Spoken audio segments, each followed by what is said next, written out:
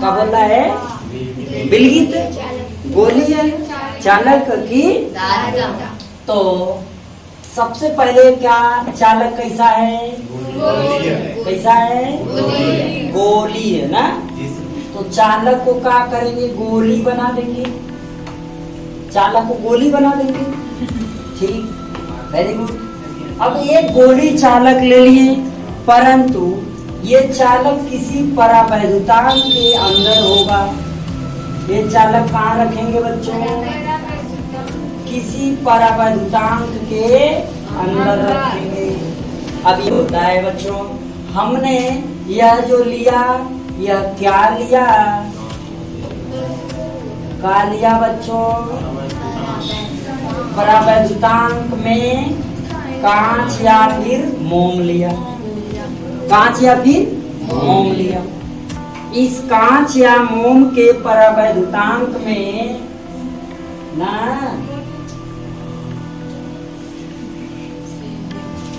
कांच या मोम के परावैद्युतांक में हमने एक ठे रख दिया चालक। कौन सा चालक रख दिया? गोली चालक रख दिया बच्चों।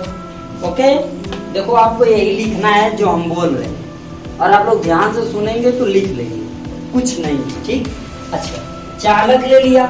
इस चालक की जो त्रिज्या कहाँ से ली जाती है? सेंटर से। चालक का मध्य बिंदु मान लीजिए बच्चों ओ है ना। अच्छा, इसकी त्रिज्या मान ले क्या है? ए मान लो। और यहाँ से बाहर की ओर क्या है? वैद्युत बल रेखाएं निकल रही है। ठीक है ना।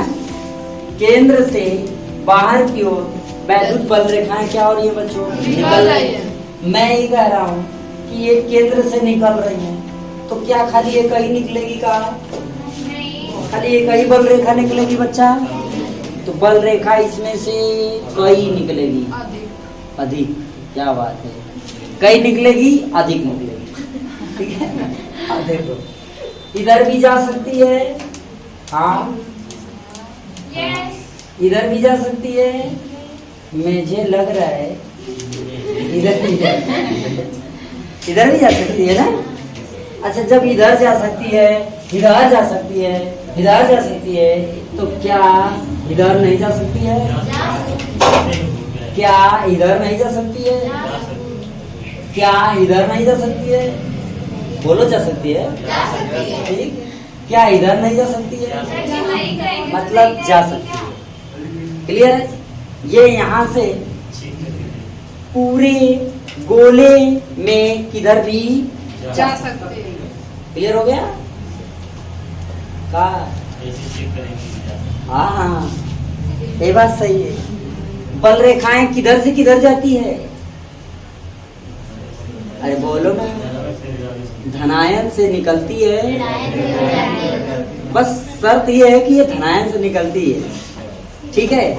इसके अगल बगल और कुछ है क्या? नहीं। तो कहीं भी चली जाएगी। समझ गए ना?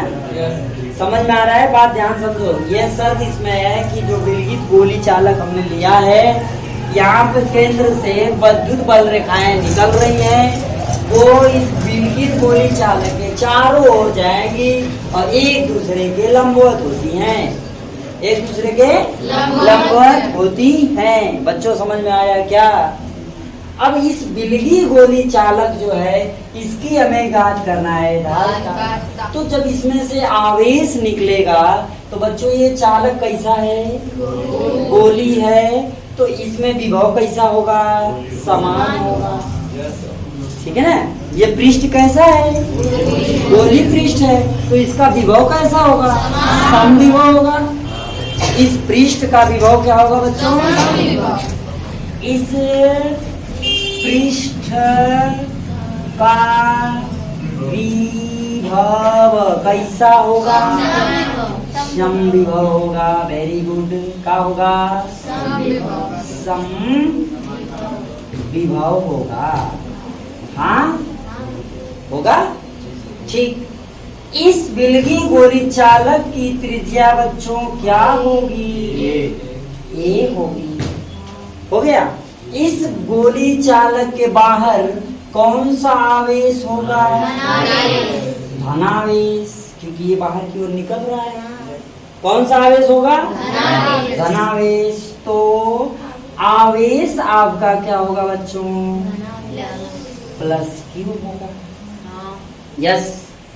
अच्छा, आवेश बाहर की ओर निकल रहा है ना? तो इसमें जो लंबवत बल रेखाएं गुजर रही हैं ना, जो इसमें बल रेखाएं गुजर रही हैं वो कैसे गुजर रही हैं? लंबवत। कैसे गुजर रही हैं? ध्यान दीजिएगा बच्चों, इसके लंबवत ये है, इसके लंबवत ये है, इसके लंबवत ये है, इसके लंबवत ये है, इसके लंबवत ये है, इसके लंबवत ये है, इसके लंबवत ये है कि ना? सब एक दूसरे की क्या है? तो इसकी बल रेखाएं कैसे गुजरेगी?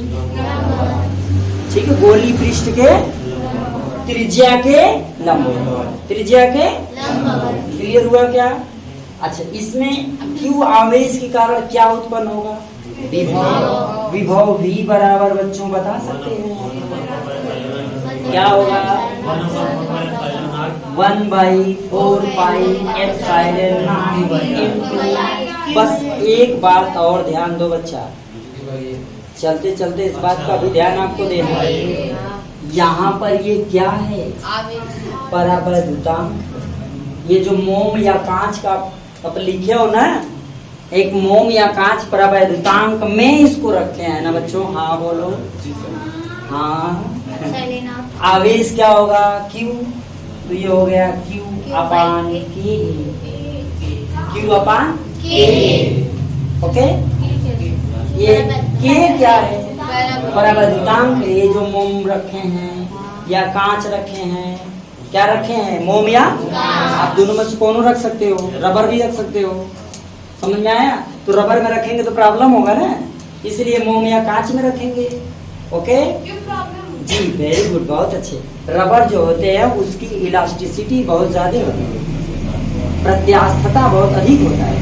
आगे समझ में? इसलिए उसमें रखेंगे तो मोमेंट करेगा, कोई जाएगा खेलेगा, कहेगा मना बैठो, के बैठाई। ये लिए कांच में रखेंगे चाहे मोम में रखेंगे। अब तुम्हें रबर में कहाँ रखा? हाथी के दांत में भी रख सकते हैं। हाथी के दांत में क्यों नहीं रखेंगे? हाथी के दांत? हाँ, हाथी के दांत का इलास्टिसिटी बहुत अधिक होती है, रबर से भी ज्यादा होती है बच्चा। समझ गए? हाँ, प्रत्यास्थता उसकी बहुत ज्यादा होती है। समझ गए क्या? इसलिए वहां भी नहीं रखेंगे। अब इसे कहाँ रखेंगे? मोम में या कांच में, और अधिकतर हम इसे रखते हैं कांच में, अस्थायी रूप से रहेगा। समझ गए?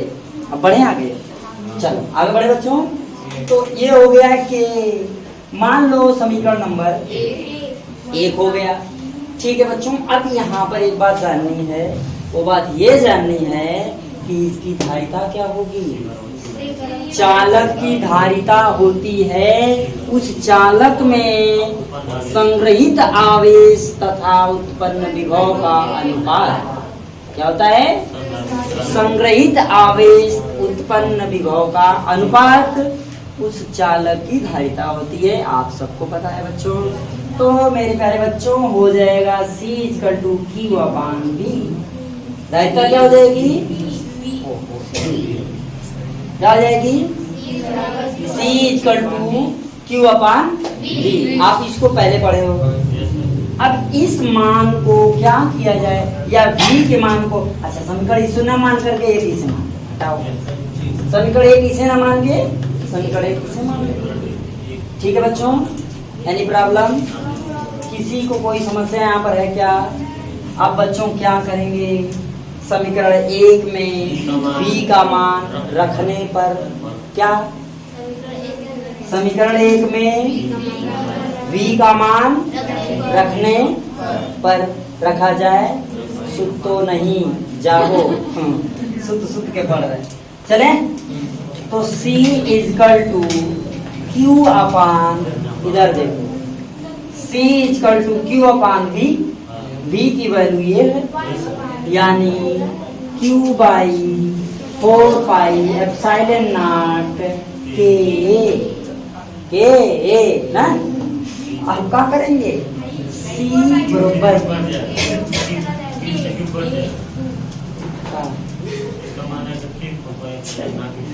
वही। अब देखो, तो देखो ये चला जाएगा ऊपर, तो हो जाएगा Q बटे Q।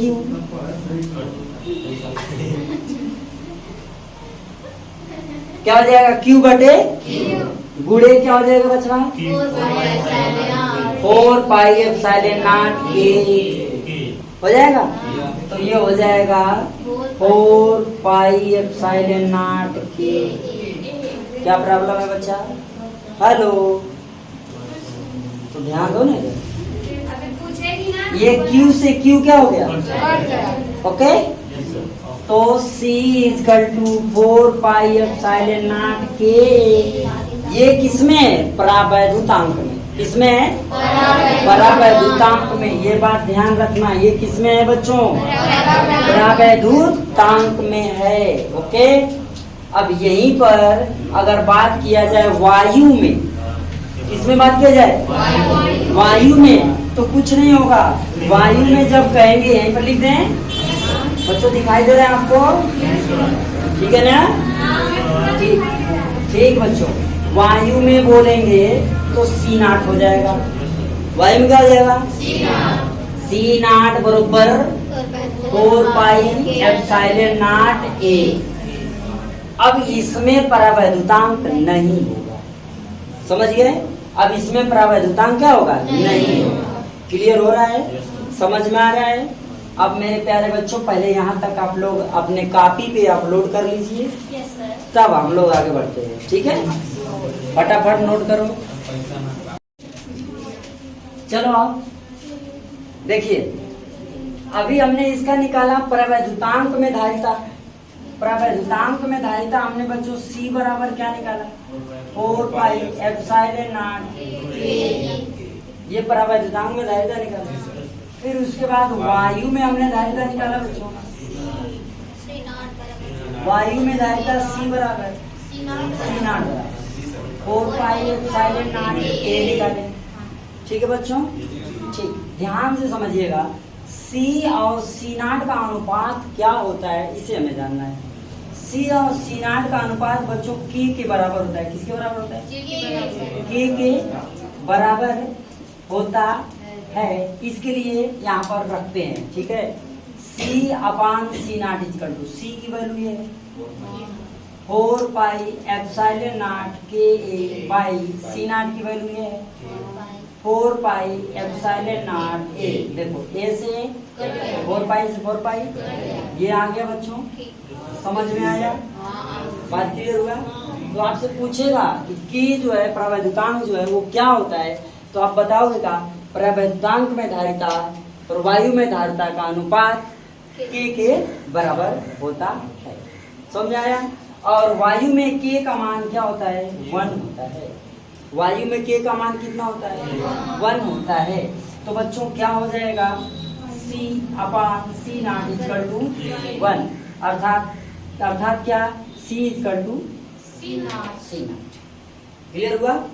मतलब परावैद्युतांक का मान अगर 1 होगा तो वो चाहे परावैद्युतांक के अंदर विलगित चालक हो या फिर वायु में विलगित चालक हो, इस दोनों में या दोनों स्थिति में विलगित चालक की धारिता का मान समान होता है। समझ में आया क्या? ओके बच्चों, अब हमें ये समझना है कि चालक जो है, चालक की जो धारिता है इसका मात्रक क्या होता है, और इसमें एप्सिलॉन नॉट है क्या? एप्सिलॉन नॉट बच्चों इसमें क्या है, इस बात को समझना है। एप्सिलॉन नॉट क्या है, कौन बताना चाहेगा? विद्युतशीलता है। क्या है? इसमें एप्सिलॉन नॉट बच्चों क्या है? विद्युतशीलता है। क्या है? विद्युतशीलता है। कौन? एप्सिलॉन जी। एप्सिलॉन नॉट इक्वल टू हमें क्या मिल सकता है? देखो ये एप्सिलॉन नॉट है बच्चा, यहाँ भी एप्सिलॉन नॉट है। Any doubt? तो epsilon naught equal to C by 4 pi epsilon naught. तो हट गया ए बचा क्या? यस बोलो। ठीक, इसका मात्रक बच्चों देखा जाए तो एप्सिलॉन नॉट का मात्रक बच्चों क्या हो जाएगा? सी का मात्रक यानी कि धारिता का मात्रक। सी का मात्रक बोले तो धारिता का मात्रक, और धारिता का मात्रक बोले तो फैरेड। धारिता का मात्रक बोले तो फैरेड। तो इसका मात्रक देखे बच्चों तो क्या हो जाएगा? का मात्रक सी मतलब फैरेड, इसका हो गया फैरेड। अब देखो 4 पाई, इसका कोई मात्रक नहीं होता। ए है मीटर होगा, ए है तो क्या होगा? मीटर होगा। तो फैरेड पर मीटर, यानी एप्सिलॉन नॉट का जो मात्रक होगा बच्चों फैरेड मीटर इनवर्स होता है। आगे समझ में? ये क्या मात्रक हो गया इसका? किसका मात्रक है बच्चों? ठीक। और इसका दूसरा मात्रक क्या हो सकता है? एप्सिलॉन नॉट इक्वल टू, देखो फैरेड लिखा है बच्चों, तो इसके जगह हम लिख सकते हैं क्या? Q by V. एंड आउट बोलो, Q बाई वी लिख सकते हैं ना बच्चा? ये A है, A का यहाँ पर गुणा हो जाएगा। हाँ हाँ बोलो यस सर। ठीक। इसका मात्रक क्या होता है? कूलाम होता है। पक्का? जान दो, मात्रक को निकालेंगे यहाँ पर। ये चीज तो हो गई, यहीं पे निकालिए, कहाँ निकालिए? यहीं पे निकालें ऊपर। ठीक है, ध्यान दीजिएगा, थोड़ा सा फोकस करेंगे तो आपको मात्रक भी निकालना आ जाएगा, क्योंकि पूछता है, क्वेश्चन देगा, प्रश्न देगा आपको जब विकल्पी वाला, तो उसमें जरूरी नहीं है कि इसका मात्रक दे दे और फैरेड पर मीटर ही पूछ दे। उसमें आपसे और भी मात्रक दे के पूछ सकता है, और आप पढ़े ही नहीं रहो तो समस्या है ना कि उसका जवाब क्या होगा। 1 नंबर का सवाल होता है, एक निशान लगाए तो 1 नंबर मिलता है। एक ऐसी गोला बनाए, अच्छा एक ऐसी टिरिक लगा दिए, 1 नंबर हो गया। तो ऐसी हालत में देखो इसका और मात्रक क्या होगा समझने की कोशिश करते हैं। ये हो गया क्या? एप्सिलॉन नॉट का मात्रक है, मतलब फार्मूला है Q बाई वी है। हाँ बच्चों, तो आप सबको मालूम है कि V बराबर W अपान है, अरे W अपान Q। हाँ बोलो, हाँ बोलो। ठीक। अब ये कहाँ चला जाएगा? ऊपर। तो इसको लिख सकते हैं एप्सिलॉन नॉट क्या हो जाएगा? Q स्क्वायर, हाँ बोलो, अपान W है, हाँ S। ठीक बच्चों, तो epsilon naught equal to Q square बटे W बराबर क्या होता है? आप सबको मालूम होना चाहिए, W बराबर FA होता है, बल गुणे विस्थापन, बल गुणे त्रिज्या होता है ना, बल गुणे दूरी, जो भी कह लो। ठीक है ना? तो बच्चा F की जगह हम क्या रख सकते हैं? FA रख सकते हैं ना, तो यहाँ हो जाएगा F इंटू ए स्क्वायर S। ओके, तो बच्चा इसका जो मात्रक होगा अगला, ये हो जाएगा क्या? Coulomb square. Q का मात्रक कूलाम स्क्वायर प्रति, ये न्यूटन, बल का मात्रक न्यूटन, तो ये हो जाएगा न्यूटन इंटू मीटर का। तो इसको लिख सकते हैं epsilon not Q square N inverse M minus, ये इसका मात्रक। ठीक है बच्चों, कोई समस्या आपको है इसमें? यस या नो में जवाब। इसकी बीमा अगर निकालना हो बच्चों, तो बीमा इसकी क्या हो जाएगी? अब इसी की बीमा निकालो, जो यहाँ फार्मूला मिला हुआ है, जो यहाँ मात्रक आपने लिखा हुआ है, इसी की बीमा भी निकाल डालो, यहाँ आने की जरूरत ही नहीं पड़ेगी। ये 2 मात्रक आपको हमने बताया, दोनों मात्रक आप अपने माइंड में रखिएगा। ठीक है, कौन सा? एक फैरेड पर मीटर, फैरेड मीटर इनवर्स, कुछ भी बोल सकते हो, फैरेड पर मीटर या फैरेड मीटर इनवर्स। ओके, दूसरा मात्रक आपका क्या हो जाएगा? कूलाम स्क्वायर है ना, newton inverse metre square inverse, या क्या कूलाम स्क्वायर प्रति न्यूटन मीटर, कूलाम स्क्वायर प्रति न्यूटन मीटर। क्लियर हो रहा है? Any confusion? तो आपको ये सभी चीजें फोकस बनानी है और धीरे धीरे समझनी है, और घर पे कम से कम बच्चा 4 से 5 घंटा अध्ययन करनी है ना? हाँ, अगर सपना में 90 से ऊपर है, हाँ, तो घर पे कम से कम 4 या 5 घंटा पढ़ाई करो। ठीक है? अरे बच्चा एक बार 90 आ जाए ना, तो पता नहीं कितना 90 आई आगे लाइफ में, लेकिन एक बार जब ले 90 ना आई, तब ले आगे 90 ना आई। ठीक, तो आओ कोशिश करो 5 घंटा अध्ययन करने का, आपको 90 प्लस चढ़ जाओगे। क्या करोगे, कलयुग का समय है, टिक टाक है ना। टिक टाक तो अब खत्म हो गया है, इंस्टाग्राम, हाँ जी, फेसबुक कौन है, इंस्टाग्राम के बाद फेसबुक, स्नैपचैट, इतना चैट आ गया है, आदमी चैट करे कि पढ़ाई करे, है ना। आवाज चला जा रहा है, चैट करा वो देखा, चैट में भी पढ़ाइया से चैट करो, वो भी तो चैट है, लेकिन उना चैट होई, स्नैपचैट होई। और देखो स्नैपचैट से दूर हटो, फेसबुक से दूर हटो, किताब की तरफ आने की पूरी कोशिश करो। आओ आओ आओ, देखो बीमा क्या होगा, इसकी बीमा बच्चों बोलो, इसकी बीमा 80 का